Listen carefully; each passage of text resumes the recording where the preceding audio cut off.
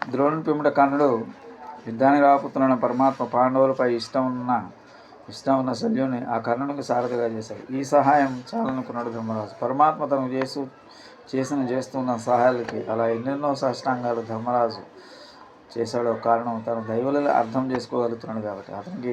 తమకి ఇంకా కాలం ఇన్ని కష్టాలు కలిగించిన వాడు యుద్ధమంతా అయ్యాక తన వారు ఎవరు లేరని దీనితో కన్నీరు పెట్టుకుని నిలుచున్నాడు. అయినా ధృతరాష్ట్రుని గాంధారితో కలిసి తన ఇంటికి తీసుకుని వచ్చి అనిత్యం ఉదయకాలం సాష్టాంగ పడుతుండేవాడు ధర్మరాజు. ఎందుకు ఇలా చేశాడంటే ఈ ధృతరాష్ట్రం కారణంగానే తనకు దైవం ఇంత సన్నిహితుడిగా దొరికాడు కనుక. శ్రీమద్ రామాయణంలో కైకమ్మ ఏమాత్రం నిందింపరాదని భారద్వాజ మహర్షి రాముడు కూడా పలుకుతున్నాడు. అంతర్యం ఇది అలాంటిదే. భగవత్ శక్తిని ప్రతిక్షణం ప్రతి సంఘటనలోనూ దర్శించి తరించిన వాడు ధర్మరాజు.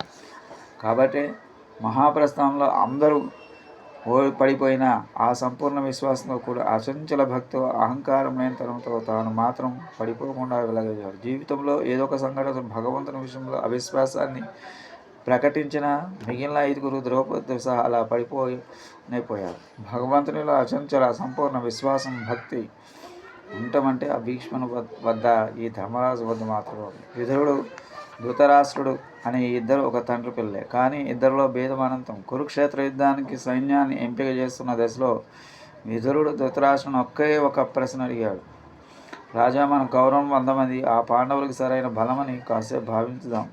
కానీ మనకు లేనిది పాండవులకు ఆ కృష్ణుడు కదా. మరి పాండవుల వైపు అధికంగా ఉన్న ఆ దైవశక్తికి ధీటుగా మన వైపు నిలబడగలవాడెవరు అని గుడ్డివాడైన ధృతరాష్ట్రుడు దైవం ఉన్నాడని గమనించి ప్రవర్తించిన జ్ఞాననేత్రం ఉండడం అంటే. ఆ జ్ఞాననేత్రం ఏమాత్రం లేనివాడు ఆ ప్రశ్నను తెలివిగా తీసివేస్తూ అదొక ప్రశ్నే కాదని అన్నాడు.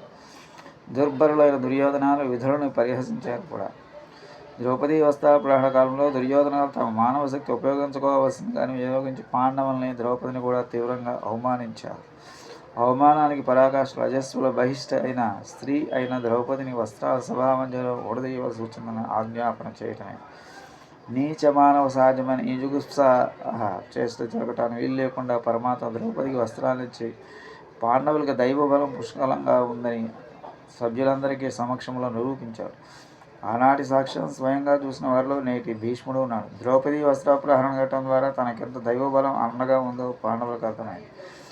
దుర్యోధన దుశ్శాసన చావులే శాపాలుగా మీదే కౌరవులకి. ఆ చావు శాపాలు వెంటనే అమలు జరిగేలా చేయకుండా భగవంతుడు ఆ భీముని బుద్ధిలోనికి చేరి కురుక్షేత్ర యుద్ధం వరకు గడుపు ఇప్పించాడు. కారణం ఈలోగా దుర్యోధన ప్రవర్తనలో మార్పు ఉండనేమోనని మారితే ఆత్మ ప్రాణరక్షణ చేసుకో వీలుందని సూచించదలిచి. ఈ వస్త్రాపహరణ సంఘటనలో పాండవుల్లో రౌద్రం వెలుగుతుందని గ్రహించిన ధృతరాష్ట్రుడు ద్రౌపదిని పిలిచి 100 వరాలు కోరుకోమన్నాడు. క్షత్రియ సతి అయిన తాను 2 వరాలు కోరుకోవాలని చెప్పి రాజుకే ధర్మవిధిని తెలిపిన కవచం, కత్తి, డాలు మొదలన్నిటిని ధర్మరాజు విడవలసిన, అలాగే మిగిలిన 9 భక్తులను కూడా ఆయుధాలతో విడిచిపెట్టవలసిన పలికింది. దైవబలం పుష్కలంగా ఉన్న తమకు ఇక కావాల్సిన మానవ బలం గ్రహించిన ద్రౌపది యుద్ధంలో రాజ్యాన్ని సంపాదించుకున్నది వీలుగా తన భర్తలను ఆయుధాలతో విడవలసిందని అడిగింది తప్ప రాజ్యం కావాలని అడగలేదు. క్షత్రియ పద్ధతి ప్రకారం యుద్ధం చేసి రాజ్యాన్ని స్వీకరించగలగాలి, కానీ శకుల్లాగా ఏదో జూదం ఆడటం ద్వారా మాత్రం కాదు. ఇలా ద్రౌపది అడగటం అంటే దుర్యోధనకి చంపదెబ్బ వంటిది. ఏమాత్రం అభిమానం లేనివాడు సుయోధను కాబట్టి జీవించగలిగాడు. అభిమానవధనుడు సుయోధనుడు అని ఎవరైనా అంటే దుర్యోధన గురించి అలా అన్నవారు సరిగా తెలియదని అర్థం. ఇలా భారతం అనే మహావృక్షం దుర్యోధన, దుశ్శాసన, పాండవ పాత్ర అన్నింటిలో ఆకులుగా చేసిన కనిపించే మహావృక్షపు ఏపుదల మానవ బలము మనిషిని ఈ ఏపుదలకు కారణం కనిపించకుండా ఉండే ఆ దైవమే వేరు బలమని గ్రహించాలి. ధర్మరాజే శ్రోత కావటానికి మరో కారణం సామాన్యమైన దుస్సంఘటనలు జరిగితేనే మనమంత చికాకు తోచకుండా పోయేవాళ్ళం. మనం తమ 9 తమ్ముళ్ళు యక్షుడైన ప్రశ్నకు సమాధానం చెప్పలేక స్పృహ పడుకుంటే వారి శవాలను స్పష్టంగా చూస్తూ కూడా యక్షుడు తనని అడిగిన చిక్కు ప్రశ్నలను తనుకోకుండా గుండెదిటుతో సమాధానం చెప్పి యక్షుడిని మెప్పించి అందరూ తమ్ముడిని సాధించుకోగలిగాడు ధర్మరాజు. ఆ ధర్మరాజు ఈ అజ్ఞాతవాసన వంటి దుఃఖం లేకపోయినా ఉంటే ఇంకెంతటి మేధావతనంతో పరిపాలించి ఉండేవాడు కదా. అందుకని దుఃఖాలను పడ్డవారు, ఆయా దుఃఖ సమయంలో గుండెదిట్టు కోల్పోని వారు, అన్ని సంఘటనలు పరమాత్మ నిలగా గమనించగలిగిన వారు భారతంలో భీష్ముడు, ధర్మరాజు అని ఇరువురు. అందుకే వయసుల అనుభవంలో పెద్ద భీష్ముడు వక్త, వయస్సు అనుభవాల భీష్ముని కంటే చిన్న ధర్మరాజు శ్రోత. తనకు కలిగిన జీవితంలో అనేక సంఘటనలు ఏ సంఘటన అయినా పరమాత్మ ఎలా త్రోవ చూపిస్తే తాను బయటపడగలిగింది. ఆ సందర్భాలు ఆ పరమాత్మను ఎలా గోచరించాడని ఆ అర్థం శ్రీహరి 1000 నామాల్లో ఏదో ఒక నామాన్ని భావంగా తనకి అనిపించసాగింది. అంటే ఆ నామానికి తన పరంగా భావం అదన్నమాట. తనకి ఉదాహరణ మేధావి అనే నామం ఉంది. ఉత్తర గోగ్రహణ నాటికి అజ్ఞాతవాస సమయంలో సరిగ్గా ఒక్కరోజు కిందట ముగిసేలా చేసిన భగవంతుడు ఎంతో మేధావిగా అటు భీష్మునికి ఇటు ధర్మరాజుకి అనిపిస్తాడు కదా.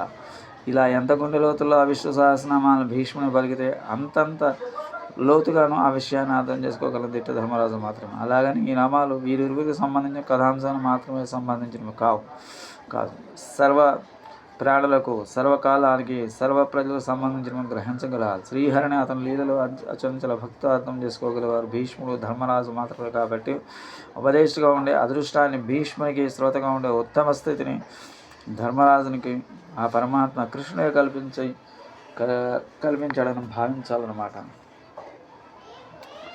శ్రీమతే రమజా మాతృమునీంద్రాయ మహాత్మనే శ్రీరంగవాసనే భూయాత్ నిత్య శ్రీ నిత్య మంగళం శ్రేయకాంతాయ కళ్యాణదేవనిదేవనం శ్రీ వెంకటనివాసాయ శ్రీనివాసాయ మంగళాశాసనపరమదాచార్య పురోగమయ సర్వైస్య పూర్వైరాచార్య సత్కృపాయాస్తు మంగళం. ఓం అస్మద్గురుభ్యో నమః. స్వస్తి. జయ శ్రీరామ్.